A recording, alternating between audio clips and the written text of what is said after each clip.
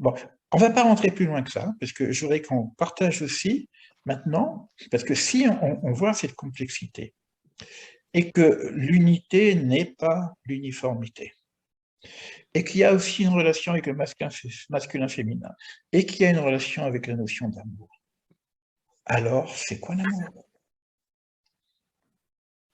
Je pense que l'amour au niveau divin, c'est tellement énorme, c'est un océan d'amour et je ne pense pas qu'il y ait des mots humains qui puissent le décrire. Alors ça, je suis Donc, tout à fait d'accord avec toi. C'est vrai que dès qu'on va parler de l'amour, mais là, l'amour au niveau divin,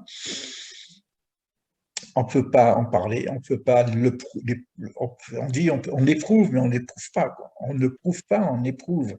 Mais c'est vrai, ça c'est vrai que tu aimeras Dieu de toutes tes forces. Qu'est-ce que ça veut dire? Comment ça se passe? Et c'est extrêmement difficile. Si on parle de l'amour divin, hein, Henri Pascal, tu as touché le point du mystère, au point où vous allez lire des textes où Dieu, la Torah, connaît tellement l'homme, il ne peut pas savoir vraiment que ça veut dire quoi l'amour, qu'est-ce qu'il nous propose comme principe qui pourrait nous dire, bon, on va se rapprocher de l'amour de Dieu par exemple, il y a deux exemples principaux. Un que Bernadette a exprimé tout à l'heure, c'est l'amour entre un homme et une femme. Éventuellement, quand il y a un véritable amour, bon, on dit souvent la relation de Shirachri, par exemple, c'est un roman d'amour extraordinaire, mais on sait aussi qu'il exprime la relation d'amour entre la Knesset Israël et Dieu lui-même. D'accord? Donc, il y a une première notion comme ça. Et l'autre notion, mais alors là, on se dit, c'est pas possible, de quoi ça parle? Aimez-moi au moins comme vous aimez l'argent. C'est déjà pas mal. Si tu arrives à m'aimer comme tu aimes l'argent, ben tu te rapproches de l'amour divin. Parce qu'on a cette proximité, cette peur de perdre, de regarder la relation avec l'argent. C'est une relation, d'ailleurs, l'argent, c'est aussi le sang. Quelqu'un qui perd sa fortune, ben, il est comme, ben, il a perdu son sang, c'est comme ce qu'il est mort. Regardez la relation qu'on a avec l'argent qui nous appartient dans les échanges avec le monde. Il y a une identification extraordinaire, terrible. Alors, on peut dire, je suis détaché de l'argent, tout ce qu'on peut dire, mais on est acculé à cette relation de dépendance. Pourquoi? Parce que toute l'économie du monde et même la survie va passer par le principe des échanges marchands économiques. Donc, la Torah essaie, il y avait déjà de l'argent dans cette époque, et dit, bon, au moins, aimez-moi comme l'argent. Alors maintenant, on va essayer d'aller un peu plus loin, parce que j'espère qu'on ne va pas rester simplement à dire j'aime Dieu comme j'aime l'argent, parce que ce serait quand même dommage. Euh, alors, déjà, l'amour de l'argent, on voit ce problème d'attachement, d'égocentrisme qu'il peut y avoir, mais c'est sûrement pas la meilleure image. L'amour entre le masculin et le féminin, l'amour entre un homme et une femme, qu'est-ce que c'est vraiment? C'est pas évident non plus. C'est pas évident non plus. L'amour d'un père pour un enfant, il y a aussi quelque chose. Donc, on ne va pas faire un développement de l'amour parce que vous avez des livres de philosophie sur le banquet, etc., qui ne parlent que de ça. Mais j'aimerais qu'on essaye de voir, au-delà de la philosophie, au-delà de ce qu'on a peut-être déjà discuté depuis des millénaires sur cette question-là, qu'est-ce qui serait un peu plus ésotérique dans cette notion d'amour? Qu'est-ce qui serait caché qu'on n'aurait pas et qui est en rapport avec l'unité? je me demande si c'est pas, s'il y a pas une, je me demande si la Kedusha n'est pas quelque chose qui unit et qui nous rapproche de cet amour qui est tellement immense. Oui, c'est intéressant ce que tu dis. Alors, ça veut dire qu'il faut savoir ce que ça veut dire la Kedusha. Parce que je vois, par exemple, dans l'arbre de vie, Kevav est au centre de l'arbre de vie, c'est Jacob, c'est Israël.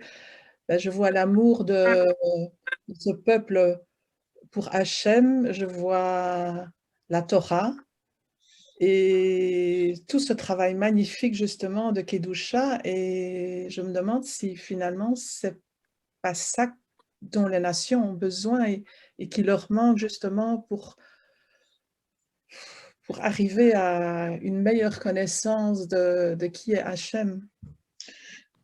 Oui, toujours par rapport à Hachem, oui, on ne sait toujours pas ce qu'est Hachem, évidemment, mais là, tu utilises un terme aussi qu'on appelle Kedusha, Kadosh, Kadosh, Kadosh, et qui nous dit que donc il est 3 fois Kadosh, il nous dit, soyez de la même façon que Dieu est Kadosh, il faut que nous aussi on soit Kadosh. C'est quoi vraiment cette notion de Kadosh? Parce que la traduction, c'est la sainteté, tu vois. Euh, saint, saint, saint, je suis. Okay. Moi, des fois, je préfère dire le mot en sainte que je suis saint, parce que j'ai en moi quelque chose qui est en rapport avec un enfantement de moi-même. Mais ça veut dire quoi, Kadosh, vraiment? C'est encore, vous voyez, c'est pour ça vous voulez, tout à l'heure, on a parlé de l'hébreu biblique, on a un problème avec la traduction. Tout à l'heure, on a parlé de la Emouna, on l'a traduit parfois, mais c'est pas ça vraiment. Et Kadosh, c'est pas simplement la notion de sainteté, ça va beaucoup plus loin. Et c'est pour ça que ça reste quand même dans un cadre où on n'a pas vraiment les notions. Il y a une notion de la notion de sainteté qui veut dire séparer autrement que. Donc, si tu veux, il y a la notion de matérialité, il y a la notion de spiritualité, mais c'est beaucoup plus profond que ça encore, c'est autre. Donc, de la même façon que Dieu est autre, et dans la relation masculin-féminin, pour qu'elle soit kadosh, il faut qu'elle soit autre. Ça veut dire quoi, une relation autre entre un homme et une femme? Ça veut dire que ce n'est pas simplement une relation sexuelle. Il y a aussi une intimité parce qu'il y a séparation. Dans la notion d'amour aussi, il y a peut-être quelque chose dans ce que tu dis, Marie-Pascale, qui peut être intéressant. Et moi, je cherche avec vous, hein, je réfléchis, hein, parce que peut-être que justement, dans la vraie relation d'amour entre un homme et une femme, il faut qu'il y ait cette kedusha. Dans notre tradition, il n'y a pas de rituel vraiment pour faire l'amour, mais il y a une préparation de sainteté. C'est-à-dire que la femme, elle va au mikvé, ou l'homme, des fois aussi, va au mikvé. Il va se purifier. C'est-à-dire que ce n'est pas un truc comme ça, tic-tac. Donc, il y a tout un respect. C'est pour ça qu'on appelle ça le kedusha. La relation entre une homme et une femme s'appelle kedusha. Donc, c'est dans ce sens-là qu'on peut parler qu'il y ait une relation, pas identique, mais en proximité de la kedusha au niveau de l'amour que j'ai pour une femme dans la relation et que je pourrais avoir avec Dieu dans la relation. C'est-à-dire que cette kedusha nous amène à une relation. C'est pas simplement un amour, je t'aime, et puis bon, on se voit demain. Il y a, il y a vraiment une relation. Il y a quelque chose qui se passe, il y a une unicité qui se fait, mais elle se fait aussi dans la kedusha, dans la sainteté, et dans donc la pureté. Mais Élie, oui. il me semble que pour moi, que ce serait pas que dans la sexualité, c'est dans tout, c'est dans le respect de la parole, c'est dans l'observation des mondes différents que sont le masculin, le féminin. Pour moi, la sainteté, elle est partout dans l'observation et l'autre, quoi, en fait. Tu as raison, Sandra, c'est juste. Mais pourquoi on va parler de Kedusha d'une façon un peu plus spécifique dans ce point-là? Parce que c'est le point le plus sensible au contraire de la Kedusha. C'est là où les choses. Quand on appelait de l'argent, par exemple, pourquoi on choisit ce terme? C'est la partie la plus matérielle, la plus lourde. Et c'est ça qu'il faut transcender. Notre relation à l'argent, il faut qu'elle arrive aussi à une forme de relation en conscience, même de sainteté. C'est vrai. Donc, on va chercher dans la relation humaine la partie la plus pernicieuse, la plus difficile, la plus matérielle, la plus égocentrique, pour dire que là, il faut qu'il y ait de la kedusha. D'accord? C'est vrai aussi dans ce que tu dis, des fois la parole. on peut dire n'importe quoi, on doit avoir une parole qui est juste, etc.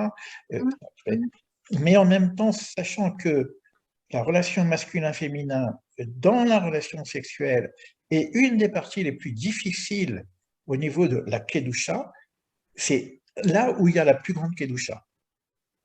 Je crois que dans la relation homme-femme, il y a vraiment cette possibilité.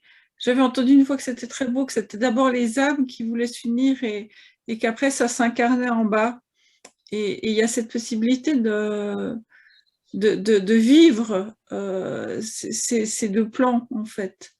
Et oui, c'est là où il y a vraiment la Kedusha, je pense. Oui, ça devient une certaine relation d'âme à âme aussi, c'est juste. Oui, parce que ça devient une relation spirituelle. Ce n'est pas qu'une relation physique. C'est une relation spirituelle qui nous fait entrer dans la plénitude. C'est la différence qu'il y a. C'est une relation spirituelle qui est incarnée dans la chair. C'est ça. Qui est incarnée dans le c'est pas simplement parce que je peux avoir une relation spirituelle de proximité avec ma mère, avec ma sœur, parce qu'il ne peut pas y avoir de réaction sexuelle. Donc on a cette relation d'âme à âme sans la incarnée dans la chair, c'est ça. Il y a quelque chose qui est quand même incarné dans la chair, c'est un peu particulier. Mais c'est vrai en même temps que le principe d'amour, on va peut-être le ressentir d'une façon aussi singulière et particulière entre un parent et ses enfants. C'est juste aussi l'inquiétude qu'on peut avoir. Mais là, on est en train de parler non plus de l'amour humain naturel que toute progéniture a. C'est normal, c'est presque naturel. Donc les animaux, c'est pareil, ils protègent leurs enfants. Regardez les lions, etc., comment ça se passe. Donc, il y a plusieurs façons, d'ailleurs. C'est très intéressant, j'avais lu un truc comme ça, j'en profite pour partager avec vous. Il y a plusieurs notions de proximité entre la mère et l'enfant, ou le père. On va parler des parents et l'enfant. Alors, si je me rappelle bien, il y a la notion, par exemple, de tortue. Alors, la tortue, c'est quoi? Elle pond, elle en fait, et puis les tortues se débrouillent comme elles peuvent pour aller à la mer, si c'est la mer, pour arriver à survivre. Combien de tortues vivent par rapport à la progéniture, on ne sait pas, mais la mère, c'est plus son boulot. Elle a fait son boulot, c'est fini. D'accord? Ça, c'est la relation tortue. Il y a la relation des félins, du lion, etc., de la lionne, où il y a une famille, une proximité, tu vois, et le lion, il va chercher la nourriture pour nourrir ses enfants, etc. Et si on vient attaquer, attention, il faut faire attention, même aussi bien la lionne. La lionne est encore plus méchante d'ailleurs que... Donc, il y a cette notion vraiment de famille, etc., avec le lion, etc. Et il y a aussi l'aigle. Alors l'aigle, c'est sympathique parce que l'aigle, il va jouer un peu ce double rôle. Il veut que l'enfant il soit indépendant. Alors qu'est-ce qu'il fait? À un moment donné, bon, il va nourrir aussi, etc. À un moment donné, il le lâche. Mais il ne le lâche pas complètement. Il a cet œil il peut voir de très très loin et il surveille de très très loin. Et si on attaque sa progéniture, là, il arrive à toute vitesse pour pouvoir défendre son enfant. Bon, ça c'est juste un aparté pour parler aussi que cette notion d'amour naturel, instinctive, elle est aussi chez les animaux. Or, à notre niveau, est-ce que je suis lion? Est-ce que je suis tortue? Est-ce que je suis aigle? Mais c'est de l'instinct aussi. Donc, il y a quelque chose de plus chez l'humain. La conscience. La conscience? Oui. On a conscience de notre acte. On peut aller plus loin grâce à la conscience que l'animal. Oui. Et peut-être même l'inconscient. Et peut-être même l'inconscient. Ouais, je dirais l'inconscient spirituel si je prends la logothérapie. Et donc c'est en rapport avec la notion d'âme. C'est pas instinctif simplement. Il y a certainement quelque chose d'autre au niveau de l'humain. Alors ce qui se passe aussi, c'est quelque chose d'autre au niveau de l'humain, on en a parlé tout à l'heure d'ailleurs, hein, Au niveau des autres, aimer son prochain comme soi-même, c'est déjà un terme extrêmement complexe, hein, savoir ce que ça veut dire. Hein. Mais est-ce que c'est vraiment le prochain? Ou est-ce que c'est l'ami? Ou est-ce que c'est le lointain?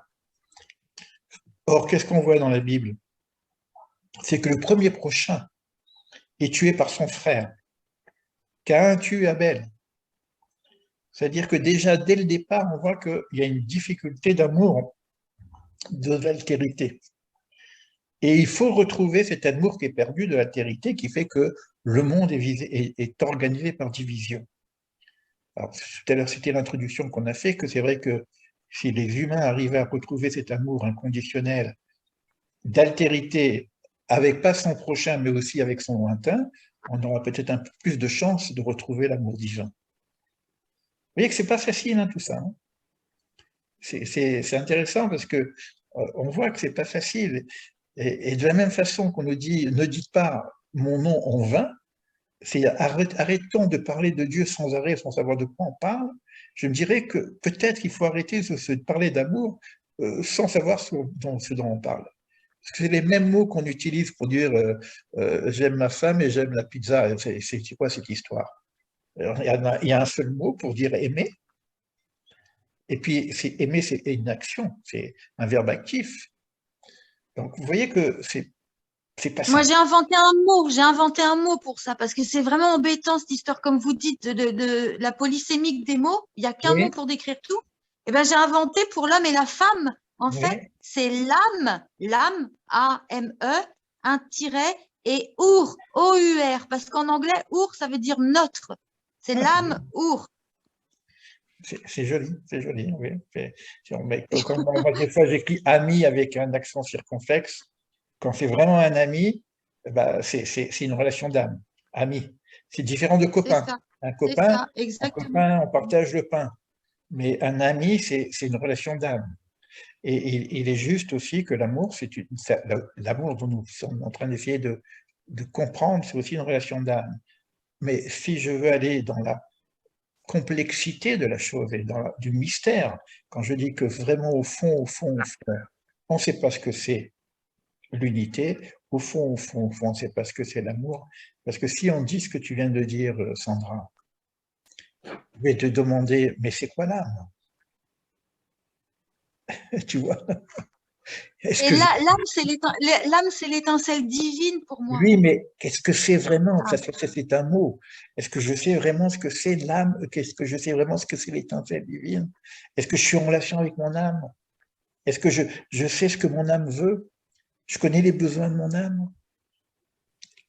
Oui, alors, moi, je me dis, si le cœur il est ouvert, après, c'est toute une problématique, c'est un long sujet. Parce qu'il y a l'histoire des névroses chez l'humain qui font des blocages, il y a plein d'histoires qui bloquent. Mais je me dis, celui qui arrive à faire un gros travail sur lui, quand même, hein, et qu'il lâche prise, son cœur va s'ouvrir. Et il est plus à même de l'entendre, cette âme-là. Il est plus à même d'être au cœur de ces besoins-là.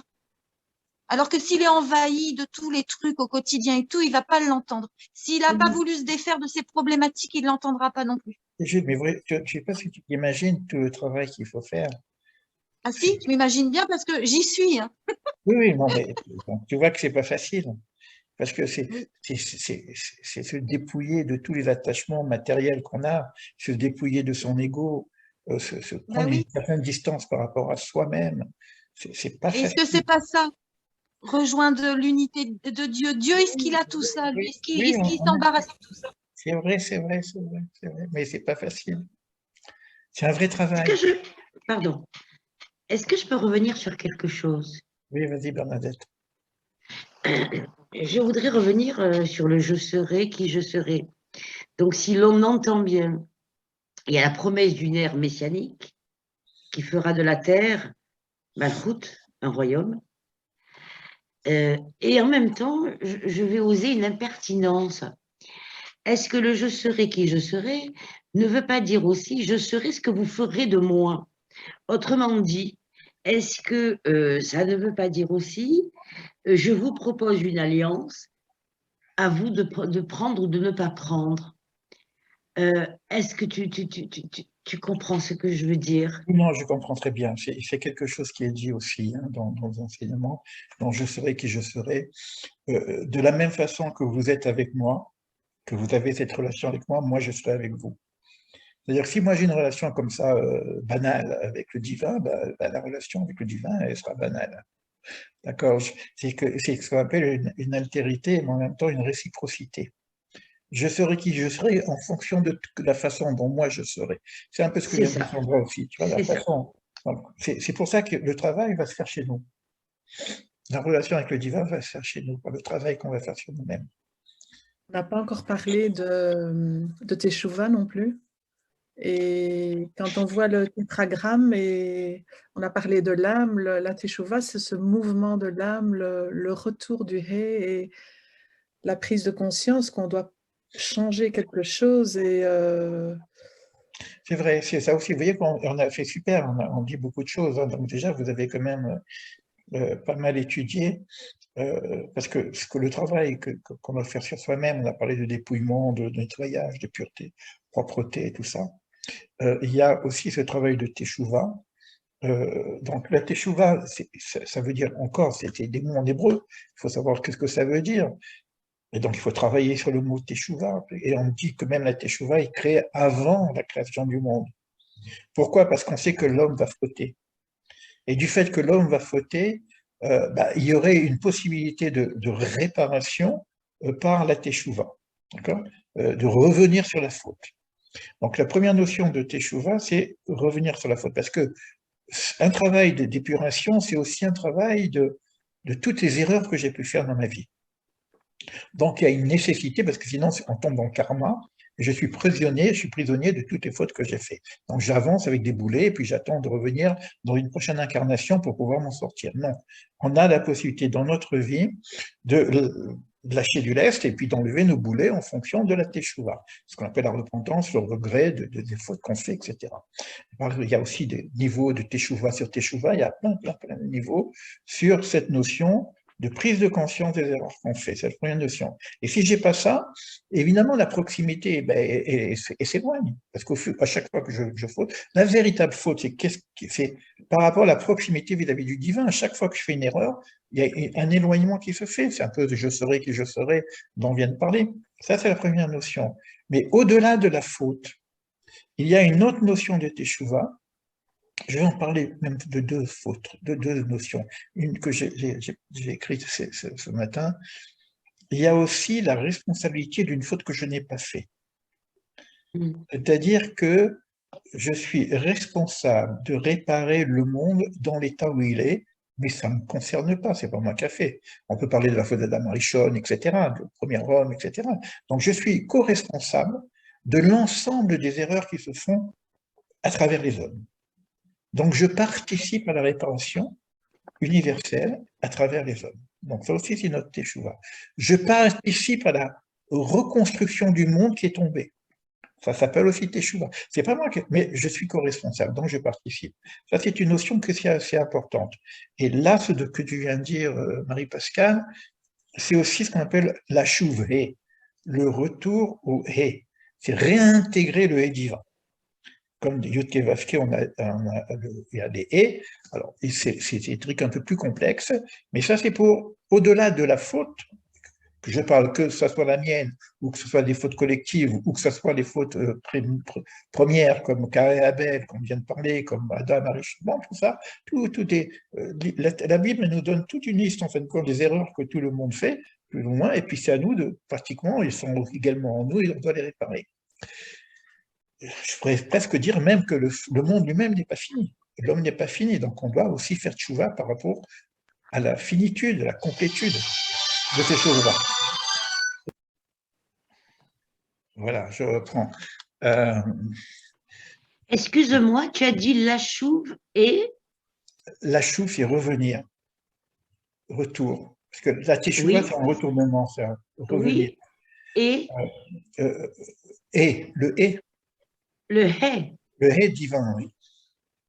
Le hé divin. Voilà. Je regarde ce que vous avez dit.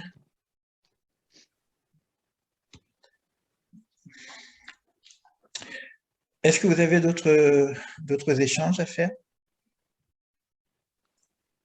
Il y a Myriam qui avait la main levée tout à l'heure. Oui, Myriam. Est-ce que mon micro marche? D'abord, bonjour, ça me fait plaisir de vous découvrir. Hein. Il y a une douceur et une gentillesse profonde chez Elie qui permet à chacun de se sentir entendu et compris. Je trouve ça très joli. Mais le sujet, moi, me plonge toujours dans une grande détresse, mais que je ne ressens pas du tout quand je lis le Zohar. Parce que le Zohar est clair, parce que c'est simple, parce que c'est lumineux, parce que c'est beaucoup plus facile que la vie.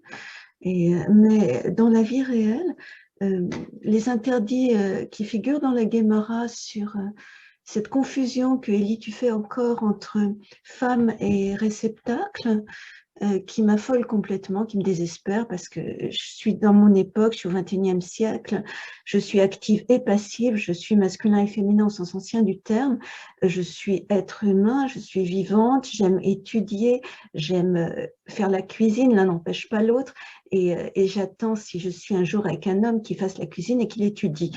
Donc, ça ne me pose aucun problème que le masculin et le féminin d'autrefois soient complètement dépassés dans la vision des hommes et des femmes d'aujourd'hui, en tout cas des jeunes, et dans ma vision aussi. Et quand la Guémara interdit aux femmes d'être dessus, parce que c'est une position dominante et implique qu'on fasse l'acte sexuel seulement en étant dessous et sans bouger, moi, ça me gêne parce que je ne peux pas jouir. Donc, je veux dire qu'il y a dans la réalité de ma vie une contradiction profonde avec les clichés sexistes qui confondent la femme avec la passivité. Et la deuxième chose qui me met vraiment en colère, c'est cette manière de brader la réceptivité, parce que pour moi, la réceptivité, c'est non seulement ma qualité principale, mais aussi la qualité principale des hommes kabbalistes, puisque nous avons tous autant besoin de nous ouvrir pour recevoir la lumière. Et donc, il est impossible de ne pas être femme face à Dieu quand on prie, et si ce qu'on appelle femme, c'est être un réceptacle, comme tu l'as dit, Elie, tout à l'heure. Donc, il y a vraiment un problème dans les deux sens, parce qu'on empêche les hommes d'être réceptacles, on empêche les femmes d'être actives, tout ça est absolument ridicule à notre époque. Et je voulais te demander, est-ce que tu connais un moyen aujourd'hui de placer le corps féminin et le sexe féminin dans l'arbre séphirotique? Parce qu'on ne peut pas continuer à connaître un seul arbre séphirotique qui place Yesod, le signe de l'alliance, en confondant le corps humain avec le corps masculin. Il y a un énorme problème dans la Kabbale. J'ai fini de parler. Wow. Wow. D'abord, quand moi je parle de masculin-féminin, je ne parle pas spécifiquement de l'homme et de la femme. Et la Kabbale aussi. Parce que comme tu viens de le dire, il n'y a pas que Jung en parle aussi, Anima, Animus, etc. Le masculin-féminin existe dans l'être lui-même, et on peut même parler d'enfantement de soi-même. D'accord? Donc, ça, il faut être clair là-dessus. Il y a des femmes qui ont une énergie plus masculine, éventuellement, mais elles sont aussi masculines, féminines, et il y a des hommes qui ont des énergies. Alors maintenant, la notion de réceptivité et d'émanation, c'est du masculin-féminin, tel que c'est expliqué dans la Kabbale, mais c'est donné à tout homme. L'homme, il est aussi bien un récepteur qu'émanateur. Alors maintenant, dans la relation d'enfantement, il y a cette notion où la femme reçoit, mais là c'est au niveau de l'enfantement, la femme reçoit, l'homme donne. Donc ça, c'est la nature humaine qui est comme ça. Donc ça, c'est normal. Mais je suis tout à fait d'accord avec toi qu'il y ait un principe masculin, un principe féminin, mais il y a aussi un principe père et un principe mère qui existe dans notre nature et également dans l'arbre séphirotique. Par exemple, on a la Chokhma qui est de l'ordre du masculin et la Bina qui est de l'ordre du féminin. Mais on se trompe beaucoup souvent sur cette notion de masculin-féminin, même au niveau de la connaissance, parce on va dire par exemple que le côté spirituel serait plutôt féminin, alors que si vous regardez l'arbre de vie, le côté féminin du côté gauche, c'est Ima, et le côté spirituel est côté droit, Abba. Donc le côté féminin, je ne parle pas de l'homme et de la femme, elle est beaucoup plus incarnée, beaucoup plus concrète dans la réalité à la vie. Donc ça c'est déjà, donc il y a beaucoup de confusion là-dessus, et dans l'arbre de vie, vous avez de toute façon l'équilibre de la balance entre le masculin et le féminin qui se passe dans l'ensemble de l'arbre de vie.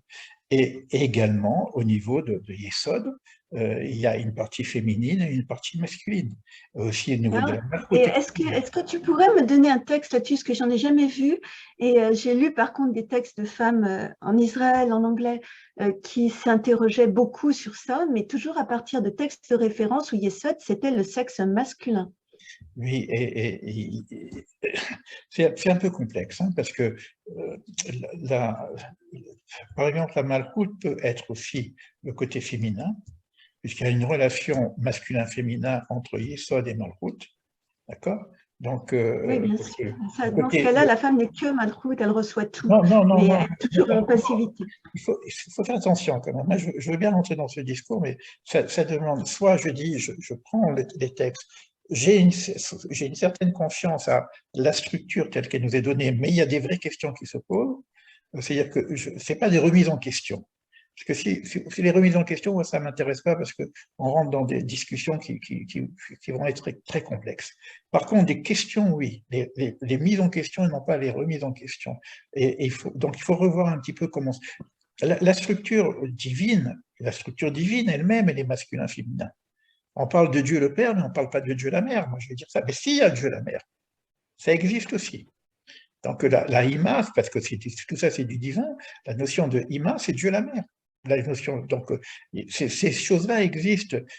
On est conscient qu'il y a une création divine qui est faite avec du masculin-féminin. L'homme, Adam Arishon, il est androgyne, il est masculin-féminin dès le départ.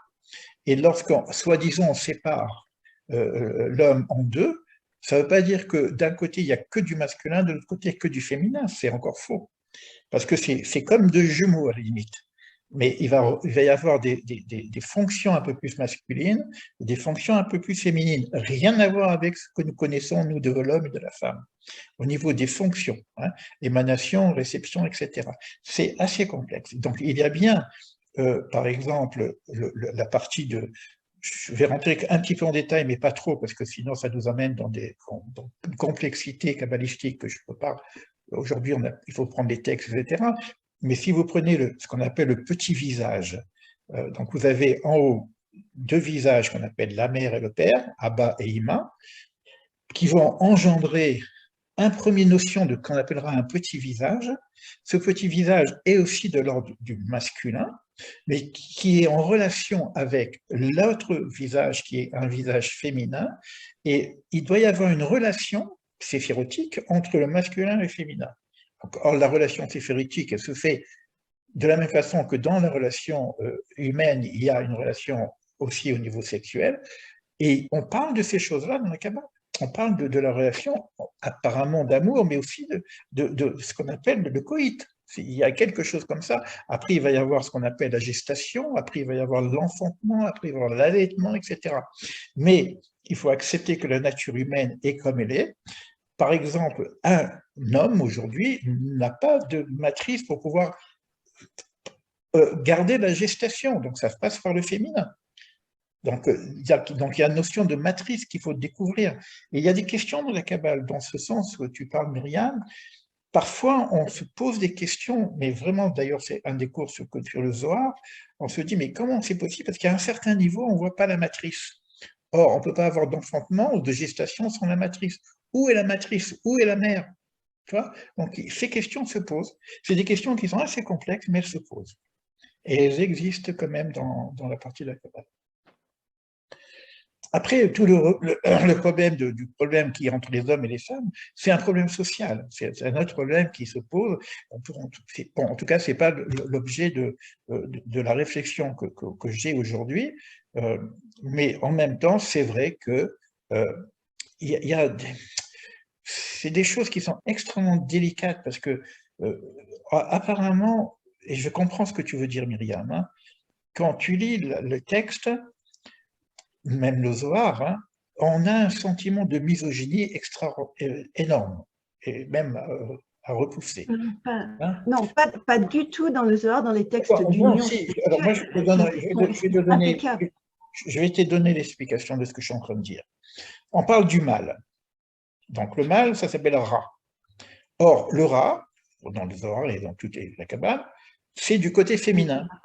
Oui, ça c'est l'autre problème, c'est le trace de la Kabbale. Laissez-moi finir, s'il vous plaît, que je vous donne l'explication. Alors, donc, il peut y avoir une confusion entre le féminin et le mauvais. D'accord? Donc, parce qu'il y a une lecture fausse qui est de la chose. Or, le Ra, au niveau de la création, n'est pas mauvais en soi. Le Ra, c'est justement la réceptivité. Il y a l'émanation et la réceptivité. Or, quand on dira, après, quand ça s'incarne dans le monde, etc., on va parler de choses mauvaises, etc. Pourquoi? Parce que être simplement réceptif, c'est-à-dire égocentrique, recevoir pour recevoir, c'est ça le mal. Or, le mal, au niveau de son origine, c'est pas un mal, c'est la nécessité de recevoir. C'est simplement pour donner quelques éléments, sans rentrer dans les détails, parce que ça nous emmènerait assez loin. Mais voilà, voilà ce que je peux dire sur la question. OK. Excuse-moi, Myriam, hein, pour ne pas aller plus loin, mais c'est pas évident de rentrer dans le détail complet, mais ce sont quand même des questions qui se posent. Au niveau métaphysique, hein, on se pose cette question-là au niveau métaphysique, c'est de comprendre l'organisation du masculin-féminin, c'est le secret du cercle et de la droite. C'est un des grands secrets que les kabbalistes étudient au niveau métaphysique. Après, comment ça s'applique dans le monde d'ici-bas, c'est aussi presque un secret aussi, c'est aussi un problème. Ok, donc est-ce qu'il y a d'autres questions, d'autres échanges? Sinon, je peux arrêter sur ce dernier échange, qui nous amène à la complexité d'ailleurs, hein, puisqu'on a dit qu'on ne sait pas vraiment ce que c'est l'amour. Et bien là, je crois qu'on peut avec cet échange-là, savoir qu'il y a quand même une difficulté, il y a quand même une confusion, il y a quand même des éléments qui nous dépassent. Bon, écoutez, est-ce que je peux rajouter quelque chose? Oui, vas-y. Toujours dans le rapport homme-femme, physiquement, sexuellement, il y a quand même, c'est pas donné à tout le monde de connaître ces véritables noces. Donc, est-ce qu'il y a une explication au fait que, effectivement, pas tout le monde puisse connaître cela? Est-ce que tu vois ce que je veux dire? Oui, non, c'est vrai. Parce que rencontrer son âme sœur, je vais le dire comme ça, c'est pas donné à tout le monde. C'est vrai. Mais c'est pas que, mais rien n'est donné à tout le monde, rien n'est donné gratuitement. C'est pour ça que moi je reste avec un certain mystère, une certaine complexité. Tout ce qu'on a dit, on n'a pas touché le vrai du vrai. On est en des approximations, parce qu'on est ce qu'on est. Quand tu parles des noces divines, etc., c'est tellement énorme. Alors, il y a des gens qui vont entrer en initiation et ils vont approfondir toutes ces questions-là. Il y a des gens qui sont dans la Kabbale ou dans le Zohar, comme vient de dire Myriam, qui ont des textes qui nous permettent quand même de saisir des choses. Et c'est pas donné à tout le monde, c'est vrai, c'est vrai. Alors, il y a qu'est-ce qui... C'est une question que je me suis posée moi-même, parce que soit je suis dans une démarche, si tu veux, de connaissance, d'initiation, etc. Et à ce moment-là, je commence plus ou moins à comprendre un petit peu. Mais qu'est-ce que je vais dire au peuple en termes d'éducation, de partage ou d'enseignement? Parce que d'un côté, il faut bien qu'on trouve des solutions, mais de l'autre côté, il faut aussi que ce soit, je dirais, au service de l'humanité. Or, l'humanité, ce n'est pas que des initiés. Ce n'est pas des gens qui ont accès au Zohar ou à tous ces textes-là. Donc, il faut bien qu'on apporte quelque chose. Alors, la difficulté, c'est qu'on va commencer à mettre en place un système éducatif avec des interdits, des lois, etc. Et il y a des gens qui n'aiment pas les lois.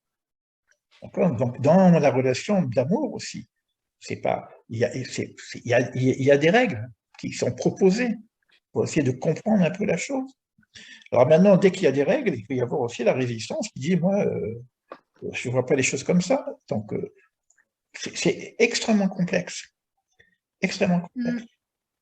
Donc, moi, je crois que on a parlé de choses fortes, très fortes. On a parlé de Kedusha, on a parlé vraiment, mais on a vu en même temps que quelque part, ça nous dépassait. Ça, c'est la première chose. On a vu qu'il faut arriver à se dire « je ne sais pas ». Parce que c'est de l'ordre. Quand on parle du secret du cercle de la droite, du secret masculin, féminin, soit c'est secret, soit c'est ouvert, c'est révélé. Donc, ça veut dire qu'il y a quelque chose qui nous dépasse. D'accord? Alors, ça veut dire aussi que dans notre relation en bas, ici et maintenant, dans notre relation humaine, dans l'amour entre les hommes et les femmes, entre l'amour entre les humains, sans parler des hommes et des femmes, parce que la notion de recevoir et donner, c'est pas simplement de recevoir et donner entre la relation sexuelle entre un homme et une femme. Lorsque j'enseigne, je suis dans l'émanation et l'élève qui est en face de moi, il est dans la réception. C'est aussi du masculin-féminin. Donc, ce n'est pas un homme et une femme, c'est entre deux hommes, deux femmes, etc. Il y a émanation et réception. Or, si celui qui donne ne prend pas compte de celui qui reçoit, il est capable de recevoir aussi. Un professeur, un éducateur ne peut pas sortir toute sa science comme ça, si en face de lui, etc. Et même au niveau de la Kabbale, c'est extrêmement complexe, parce que si on émane comme ça des choses, des séphirotes, des machins, etc., et que ça va dans tous les sens, c'est comme si je donne à un récipient qui est troué. Et puis c'est même retransformé en occultisme, etc., en New Age, etc. Donc vous voyez que c'est extrêmement complexe, c'est pas facile du tout. Donc il y a de la réserve nécessaire. Et la Kedusha, elle est dans cette réserve. Et moi je crois que le maître mot, le mot clé, c'est l'humilité. L'humilité de savoir qu'on est devant quelque chose qui nous dépasse un petit peu. Mais en même temps, le désir de connaître. Le désir de connaître. Parce que ça fait partie de notre réalité, la connaissance. D'accord? Et d'être avec aussi. Donc, mais si j'ai cette humilité, j'ai peut-être plus de chances à accéder à certaines données. Voilà. Élie, oui. Je voulais juste dire, je me dis ce que je peux, quand vous parlez, je pense à un truc, je me dis, mais parce que en admettant qu'on puisse connaître cet amour divin, mais je me dis, je me vois, je tombe à genoux, je suis brûlée. Enfin, donc je me dis, enfin, arriver jusque-là, bon, est-ce que c'est possible en tant qu'humain? Je ne sais pas. Et voilà, quoi. Oui, j'ai l'impression d'être brûlée, de tomber à genoux, de tout lâcher. C'est fini pour moi, quoi, en fait. Ici-bas. Il y en a 4 qui sont montés dans le jardin des délices pour justement cette rencontre extraordinaire. Noé. On parle ça à Giga, dans le Talmud à Giga. Il y en a un qui est devenu fou. Il y en a un qui est mort. Bah voilà. Il y en a un qui est devenu hérétique. Donc, parce que, il est hérétique. Et il y en a un qui est revenu, pas comme il est parti, mais qui est revenu, c'est Rabbi Akiva dont on parle. Mais c'est intéressant, moi je parle beaucoup de ça dans mon livre, parce que quelque part… Et il est revenu ? Il est revenu, il est monté dans la paix, il est redescendu dans la paix. Donc, c'est pour ça qu'on a des enseignements sur ces choses-là. Mais bon, après, qu'est-ce qui s'est passé là-haut? Les termes sont très complexes, mais ça nous donne des indications par rapport à cette proximité où on peut se brûler. J'appelle ça aussi le syndrome de Jérusalem. On peut se brûler la cervelle, on peut tomber dans des syndromes, dans des croyances, dans tout ce qu'on voulait, et puis il peut y avoir des flashs, etc. Parce qu'on n'a pas cette capacité de recevoir. Parce que la relation masculin-féminin, c'est donc pas simplement, comme je viens de le dire, une relation d'un homme et d'une femme, c'est aussi la relation de la créature, l'humain avec le principe divin. Donc il y a cette relation masculine entre le principe divin et l'homme, et donc il faut être capable de recevoir cette lumière. Il faut être préparé. Si je n'ai pas fait cette préparation, et c'est une préparation de Kedusha, de sainteté, etc., c'est de la pureté. Donc, il faut faire un travail sur sa propre matière pour être capable. Alors, je peux devenir fou, je peux devenir autre, c'est-à-dire hérétique, je peux en mourir, Mais en même temps, on est ces quatre-là. On a ces quatre potentialités, Le fou, il n'est pas si fou que ça parce qu'il va apporter des enseignements qu'on ne veut pas le dire autrement qu'en fou. Et si vous voyez, il y a des gens qui sont un peu fous, mais ils ont des accès incroyables au niveau de métaphysique. Il y a des hérétiques, bien qu'ils soient hérétiques, ils ont une connaissance aussi de l'autre côté, parce que c'est pour ça qu'on appelle autre. Et on a aussi cet hérétique en question. Il y a un grand rabbi qui s'appelle Rabbi Meir qui était toujours disciple de cet hérétique. Donc, vous voyez que c'est pas simplement un truc, t'es un mauvais, on te jette, etc. Non, okay. Donc, il y a quelque chose. L'autre, c'est quoi? C'est l'autre, il est tellement bien là-haut qu'il n'a pas envie de redescendre. Oui, donc c'est pas. Mais bon, c'est quand même intéressant de voir qu'il y a beaucoup de choses à apprendre, beaucoup. En tout cas, on a compris aujourd'hui que on sait pas grand, on sait un petit peu, mais pas vraiment ce que c'est l'unité. On sait un petit peu, pas vraiment ce que c'est Dieu, ça c'est sûr. On sait un petit peu, mais pas vraiment de ce que c'est l'amour. Et là, avec les questions que vous avez posées, on sait un petit peu, mais pas vraiment qu'est-ce que c'est la relation masculin-féminin. Voilà la conclusion. Mais ça ne veut pas dire qu'on ne doit pas avancer et étudier. On ne doit pas avancer et étudier. Et on doit essayer de trouver la juste mesure. C'est pas facile. La juste mesure de ma relation à l'autre. Parce que la relation à l'autre est toujours une relation masculin-féminin, donner-recevoir. Il y a une grande Kabbalah, c'est le Rav Ashlag, qui parle de cette notion. Là, vous voyez, on est complètement en dehors de l'homme et de la femme.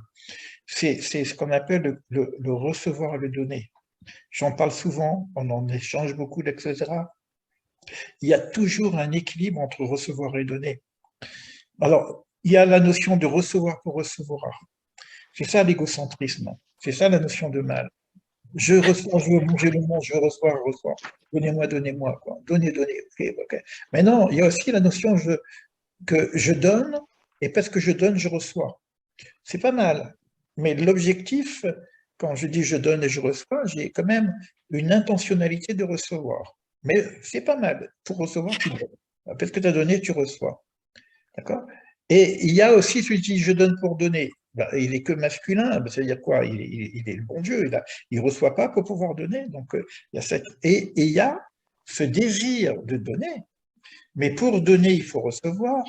Donc, il y a le principe de recevoir pour donner. Ça, c'est encore un principe masculin-féminin. Donc, on n'est plus dans la relation sexuelle et tout, dont on a débattu tout à l'heure. J'ai besoin, j'ai envie, moi j'aime enseigner, d'accord? Mais si je veux être juste avec moi-même au niveau de l'enseignement, il faut que j'apprenne, donc il faut que je reçoive. Si je n'ai pas un maître, il va me manquer quelque chose dans le donner. Donc j'ai un manque à recevoir.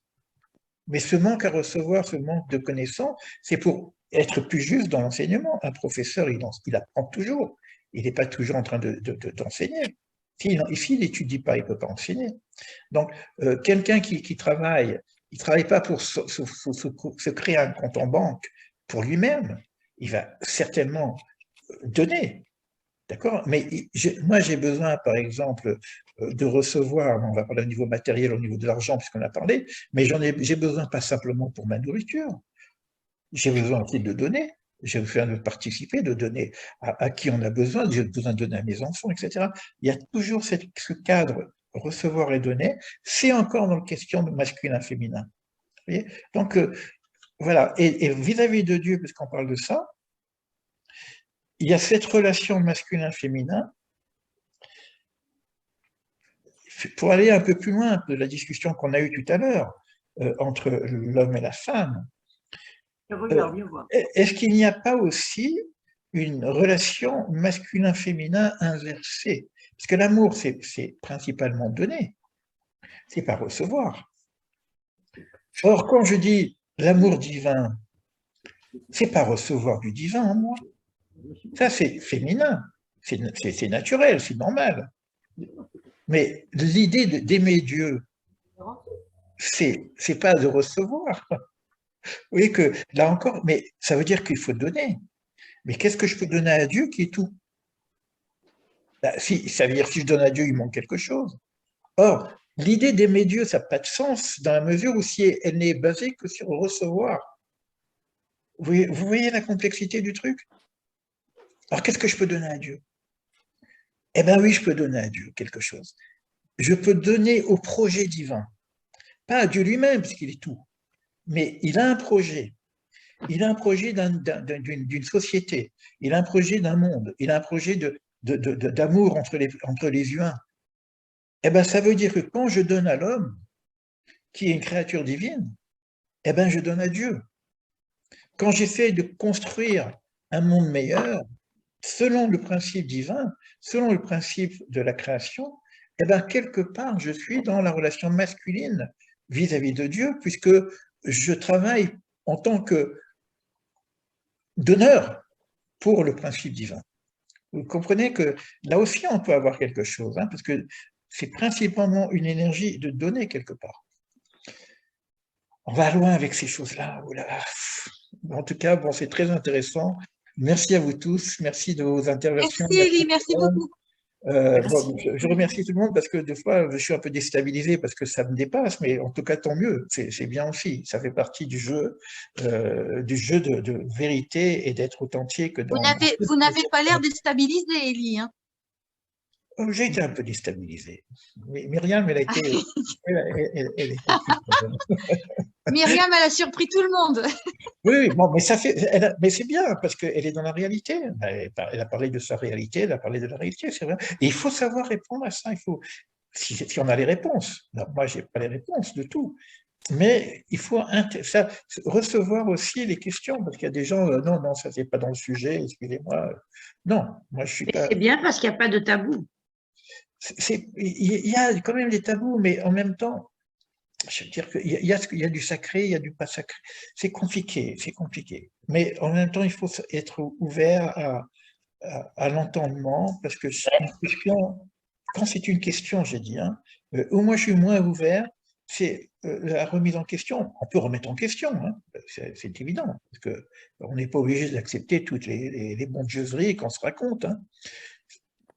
Mais comme on travaille sur une connaissance, on essaie de comprendre, la remise en question ne nous aide pas beaucoup. Mais le questionnement, même s'il est un peu dérangeant, celui-là, il nous aide. La question qu'a posée Myriam sur l'organisation de l'arbre de vie, c'est une question extrêmement pertinente. Et elle est importante.